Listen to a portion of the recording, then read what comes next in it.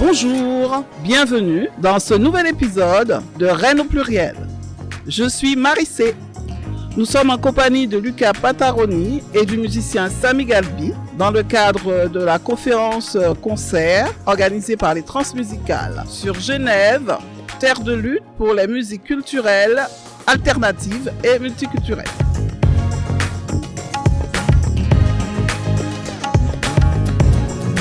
Ce que j'ai pu constater tout au long des différentes rencontres, c'est cette prédominance de la musique afro-américaine qui fait écho aux luttes en Europe, comme on a pu le voir en Angleterre notamment, et du coup je découvre aujourd'hui à Genève.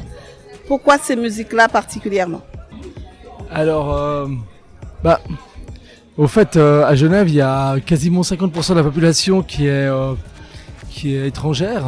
Et donc du coup, au fait, avec l'immigration, les questions politiques aussi se posent, quoi. Et petit à petit, dans les mouvements contre-culturels, ils vont commencer à accueillir, au fait, les luttes minoritaires, quoi. Et depuis 15, 20 ans, 25 ans, d'abord c'était les gens d'Amérique latine, et puis de plus en plus dans l'Amérique latine, bien entendu, des gens qui étaient métissés, qui étaient afro-brésiliennes et autres. Et donc ils ont commencé à accueillir la question de la racisation. Et c'est vrai que ça a commencé à faire partie, au fait, des combats politiques. Il fallait accueillir des personnes, il fallait accueillir des musiques qui allaient avec. En tout cas, moi, comme je le vois aussi, les musiques afro-américaines ont été vecteurs de revendications sociales, peut-être avant le punk, avant les musiques hippies, depuis en fait, je ne vais pas dire de bêtises, mais donc le jazz, qui était une musique populaire minoritaire, une musique de personnes noires minorisées et racisées dans une société à forte dominance blanche, voilà, les États-Unis. Je pense que c'est une musique dans laquelle on peut s'identifier quand on est porteur de discours aussi, et puis aussi rien que le jazz en lui-même, c'est une musique complètement libre, c'est une musique qui casse les codes aussi. Et pour ça, c'était très important effectivement dans les années 60-70 d'accueillir la musique jazz, non seulement parce qu'elle portait le combat des luttes civiques afro-américaines, mais aussi parce qu'elle portait effectivement cette idée qu'on pouvait construire un monde en commun basé sur la singularité de chacun.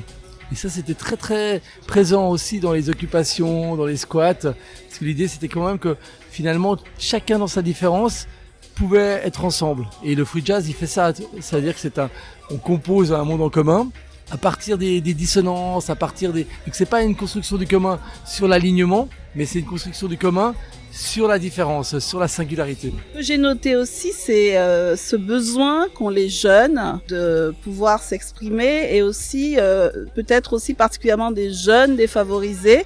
Ça m'a évoqué un reportage que j'ai vu récemment sur la naissance des gangs en Angleterre. Ça venait du fait que les jeunes des bas quartiers étaient justement n'avaient pas de moyens d'amusement, enfin et tout. Et c'est comme ça qu'après, pour résoudre le problème, ils ont créé des centres aérés, on va dire,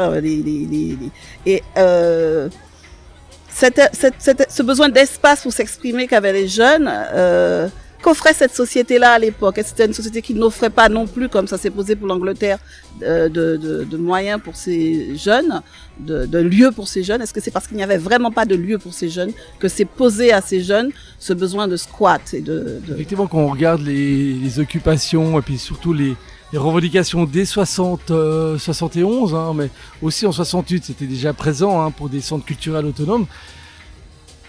C'est lié au fait que il existait des lieux. Il y avait une maison des jeunes de la culture à Genève, par exemple, dès 1955.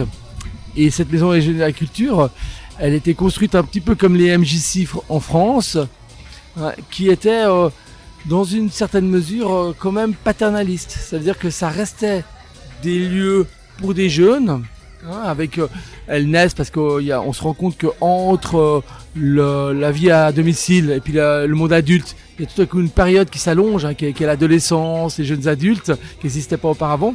Mais c'était un peu des lieux contrôlés par des adultes, contrôlés aussi dans les produits culturels. Alors que la revendication, c'était de pouvoir faire justement jouer de la musique rock, jouer du musique free jazz, faire des pièces politiques, tout un ensemble d'expressions qui étaient provocatrices, qui étaient mal vues par la société bourgeoise dominante. Et donc c'était la question qui se posait, c'était comment non seulement d'avoir des lieux pour la jeunesse, mais des lieux que la jeunesse est capable, des lieux dont la jeunesse soit capable de gérer, quoi. Et ça c'est hyper important aussi de dire mais qu'est-ce qu'il y a l'art. C'est pas de dire ben voilà, des vieilles personnes vont me dire qu'est-ce que l'art. C'est moi qui suis capable de dire qu'est-ce que je veux entendre, qu'est-ce qui est bien, qu'est-ce qui est mal. Et cette capacité d'autodétermination, c'est ça qui était central. Donc on entend bien ici l'idée de liberté, important pour les jeunes, de ne pas être effectivement restreints dans leur créativité et leur pensée. Du coup, aujourd'hui, effectivement, notre société est le mythe de 68, moi qui viens des tropiques et de la Caraïbe, c'est plutôt 67 du coup, mais 67-68, pourquoi ça a fait faillite c'est quelque chose qui m'a frappé quand vous avez dit, dans le reportage, vous avez dit que pour ces jeunes de l'époque, à la fois artistes et politiques, c'était changer le monde ici et maintenant. Le squat, c'était changer le monde ici et maintenant. On en a vu émerger, que ce soit sous forme de sociétés plus écologiques, etc. aussi, comme à Paris, etc. Qu'est-ce qui a fait faillite là? Est-ce que c'est cette récupération politique? C'est une question délicate parce qu'effectivement et importante. C'est-à-dire que dans une certaine mesure, il y a eu un succès. C'est-à-dire que il y a pas mal de penseurs qui considèrent qu'effectivement, et moi aussi, que les années 60 et 70 ont profondément ébranlé le monde européen. Et donc, et une partie des luttes ont été couronnées de succès, dans le sens, comme j'exprimais, il y a eu des lieux pour le rock, pour le jazz, mais il y a eu aussi des processus participatifs, il y a eu une plus grande attention à l'anatomie individuelle, il y a une diversification des droits culturels, des droits individuels aussi. Et en même temps, au fait, cette victoire, elle est un peu à la Pyrrhus, parce que elle a été complètement enchâssée dans des formes un peu à la fois de récupération, de captation capitaliste, c'est-à-dire que aujourd'hui, voilà, on fait valoir la diversité, mais surtout pour faire plus d'argent, pour dire voilà, c'est attractif, on aime bien le réfugié qui vient faire sa nourriture, mais on n'aime pas le réfugié politique qui vient dénoncer un régime. Et donc du coup, on est dans un monde très ambigu, parce qu'au fur et à mesure qu'on gagnait des victoires sur l'autonomie, sur la participation, sur la convivialité, sur la diversité, on était dans un monde de plus en plus commercial et de plus en plus réglementé, quoi. Et c'est ça qu'il faut comprendre aujourd'hui, c'est-à-dire quelles sont nos marges de manœuvre, où dès qu'on fait un truc un petit peu original, on est tout de suite récupéré, repris, et donc il faut naviguer là-dedans. C'est-à-dire qu'il va falloir que pour la nouvelle jeunesse, ou les artistes de maintenant qui sont dans la contre-culture, etc., qu'ils trouvent le moyen de composer avec ça, justement. C'est ça, c'est ce que j'ai entendu à la fin de votre débat, effectivement. Est-ce que, parce qu'à un moment quelque chose m'a frappé, une journaliste dans le reportage, quand ils vont faire les reportages sur les lieux de squat, elle parle enfin je sais plus, mais enfin on sent quelque chose comme s'il y aurait quand même, comme Genève, c'est art et politique se sont reliés, sont restés reliés et soudés. Est-ce que derrière tout cela il y aurait pas ce qui a quand même un peu déterminer notre monde aujourd'hui, cette peur du communisme? Parce qu'à un moment elle dit un mot que j'ai pas noté là, mais elle dit un mot qui m'a fait penser à ça, de la peur du communisme. Dans ces milieux, il y a beaucoup de communautés. Et donc la communauté, et ça c'était quelque chose de, je pense, plus facile à faire advenir en Suisse, avec derrière aussi une traduction germanique, parce qu'en Suisse alémanique, mais aussi en Allemagne, il y a eu des années 80 des mouvements écologiques qui étaient assez communautaires, assez proches de la terre, alors qu'en France, c'était toujours vu avec beaucoup de méfiance. On se dit que la communauté, c'était le repli sur soi, c'était la destruction de la démocratie, c'était et donc à la fois l'écologie et la démocratie et la communauté plutôt, elles ont eu beaucoup de peine à trouver leur place en France, encore maintenant, hein, c'est très ambigu.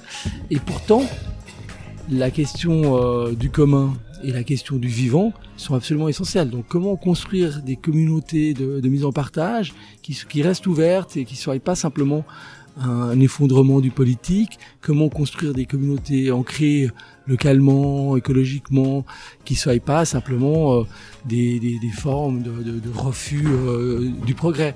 Et donc là, il y a quelque chose de très fort et les jeunes actuellement travaillent là-dessus. Hein. Ils essayent de construire avec les ZAD et d'autres, ils essayent de construire des formes très ancrées, mais qui reste ouverte. Mais c'est pas toujours gagné, hein, parce que ça peut rapidement devenir exclusif, devenir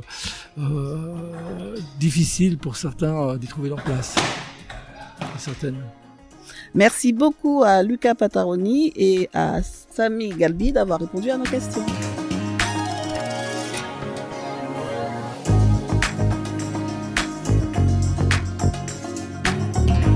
Merci pour votre écoute. À bientôt pour un nouvel épisode de Rennes au pluriel.